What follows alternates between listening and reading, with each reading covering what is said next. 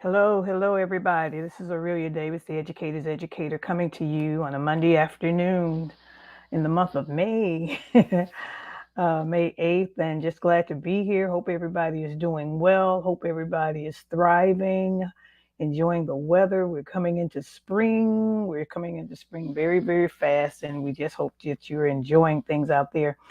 I felt very passionate to come to you this evening with a subject that myself and a few of my colleagues were talking about earlier.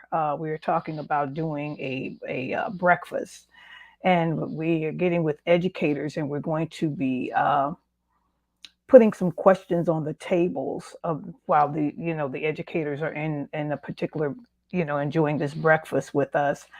And the subject came up of building stronger parent communities in our schools. I'll say that again, building stronger parent communities in our schools. So when you think about that, you think about parents being in the building, but that has changed drastically within the last couple of years because our parent community has changed in the last couple of years. Our parents now are a lot younger of the children that we're serving. Our parents are in their 20s. The grandparents are in like their 30s, and even the great grandparents are in their 40s. So the idea of this particular blended family is a little bit different than it was when I was growing up. When I was growing up, my mom was very, very involved in my schooling, and she belonged to a group called the PTA, and they were a strong force in the buildings in the 50s and 60s and 70s. And just to give you a little bit of information, the PTA was founded 125 years ago. The National Parent Teachers Association, known as the PTA, has worked toward bettering the lives of every child in education, health, and safety. Founded in 1897 as the National Congress of Mothers by Anne McLean Burney and Phoebe Aberton Hurst. National PTA is a powerful voice for all children, a relevant resource for families and communities, and a strong advocate for public education. And so, what I'm understanding is that before we got into a lot of the other different things like teacher, like LSCs, local school councils, and things like that, the PTA was the force of the school. The PTA was the force of the school. In other words, that was the bloodline. That's how schools worked. And because those individuals were available, you had a stronger school. It can't be denied. You had a strong school because the first thing that was happening is that the parents that basically were sending their children to a particular building were also in a particular building. And that put a more of a personal approach on what was going on. And so in the meantime, if a child was walking down the hall and they saw Miss Jones, who was their neighbor, most likely you were not going to have some of the behavior issues that you may have had if the parent was not there. And so I said that to say that this is something that I feel has sort of gotten away, we have gotten away from. And I believe some of the issues that we're having in our schools at this particular time, if we built stronger parent communities in our building, and then from in the building, the teachers would build stronger parent classrooms, put in other words, those few parents that would work with your students, those few volunteers that could come in and work with children and tutor children and so on and so forth, then I believe our schools would be in a lot better shape than what they are right now. And the interesting thing is that as I have been working with different educational groups throughout the last couple of years after retiring, what I have found out that unfortunately, sometimes buildings are not welcoming parents into the building as much as they used to. In other words, you really had to have a strong issue as to why you were coming into the building. And a lot of times, parents coming into the building was seeing about a particular child that might be having difficulties. Well, this is not always the reason to visit a school. And I'm talking to teachers, I'm talking to administrators. I'm talking to parents and guardians and those blended families where the grandparent and the grandparents are raising children nowadays, that blended household. Somebody in that family needs to be in the building to find out exactly what that particular child is doing or not doing in the building, to find out how they can help assist that particular teacher in the building, how they can support that school in the building. And that means not outside of the building, but in the building. And once you're in the building, you see the workings of how education works. You become an advocate. Those parents become advocates for things that are needed in those particular buildings. And those are the ones that would go down to the school board. Those are the ones that would go to scout the neighborhood and see exactly what's going on within that particular school building.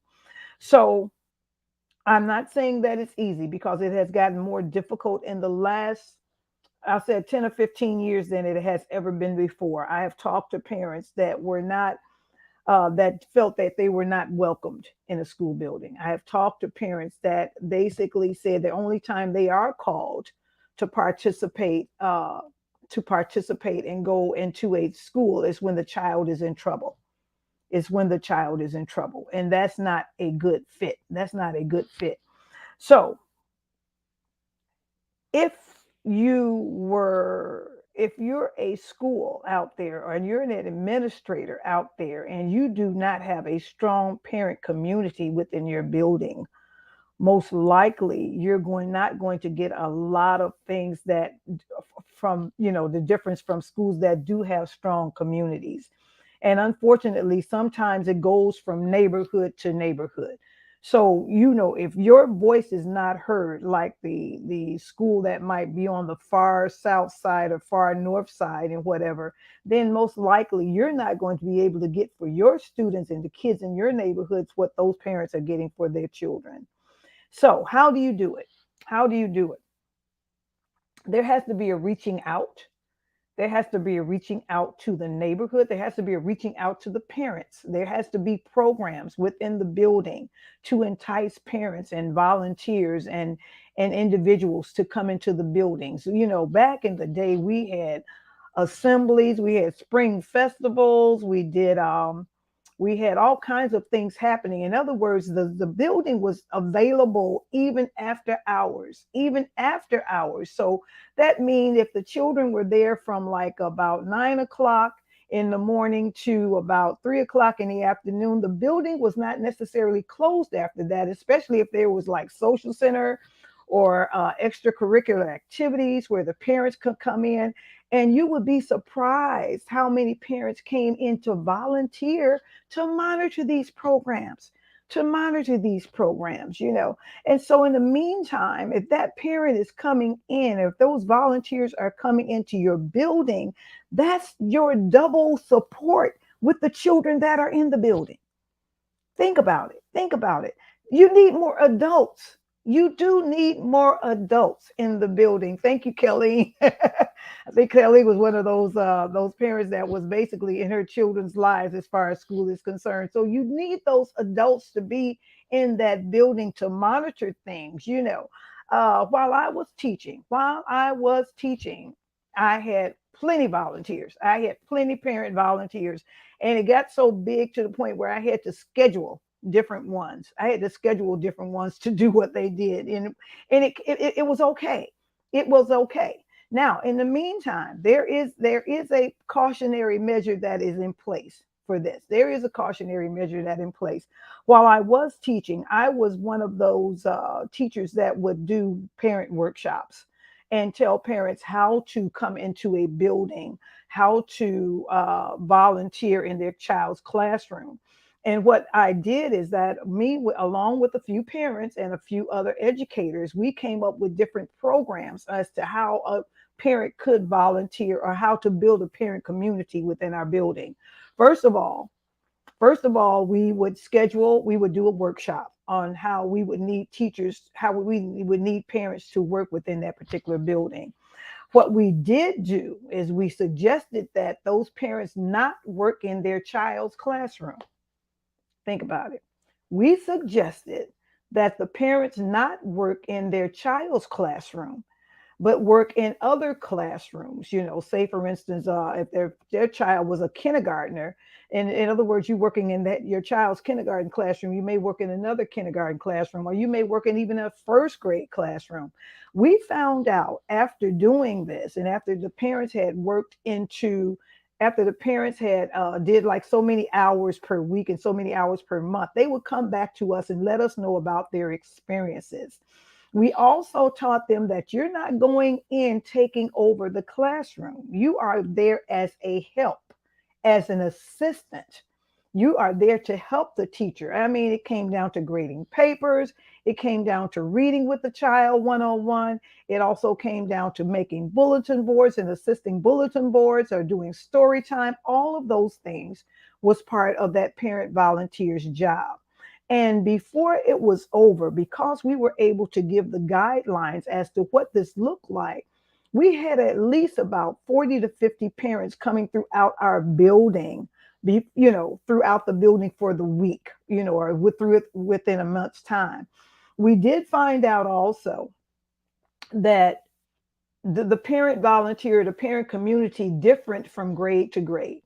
In other words, you probably had more parents volunteering and a stronger parent community in the grades like from kindergarten or preschool up to third grade.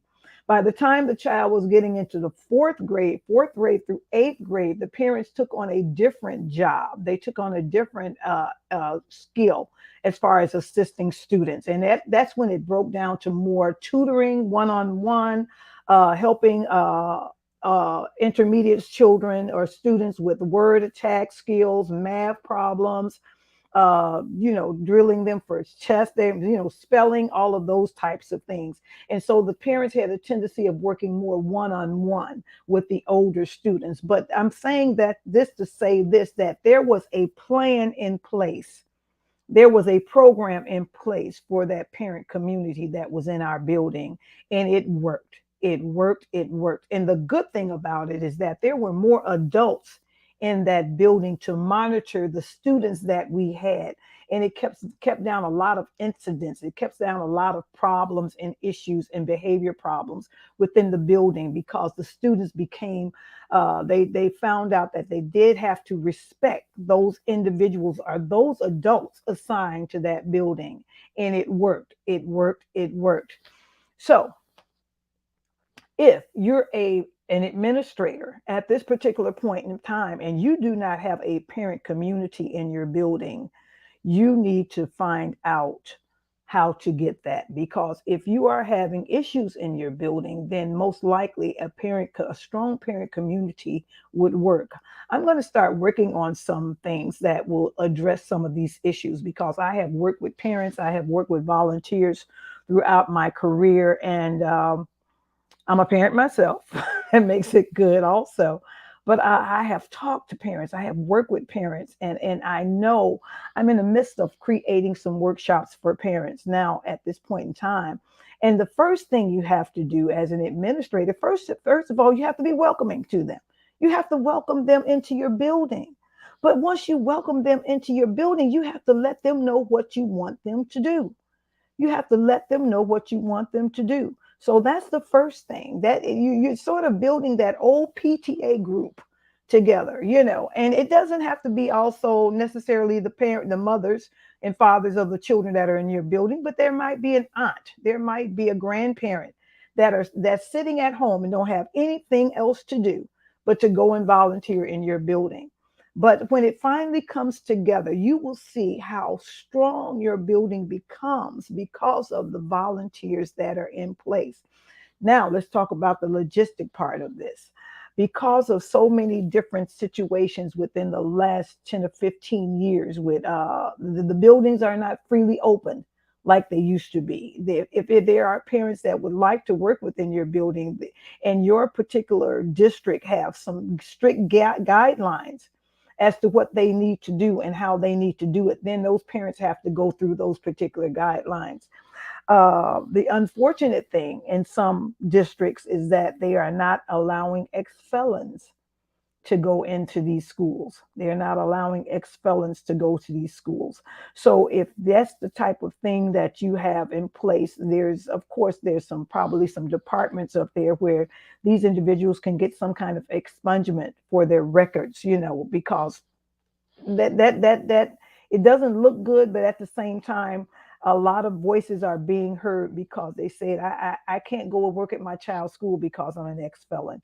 So things are being put in place to go over to put those things out of place. Not to put the things out of place, to basically investigate those types of issues. Because one thing more so than anything else, we do want to protect our children.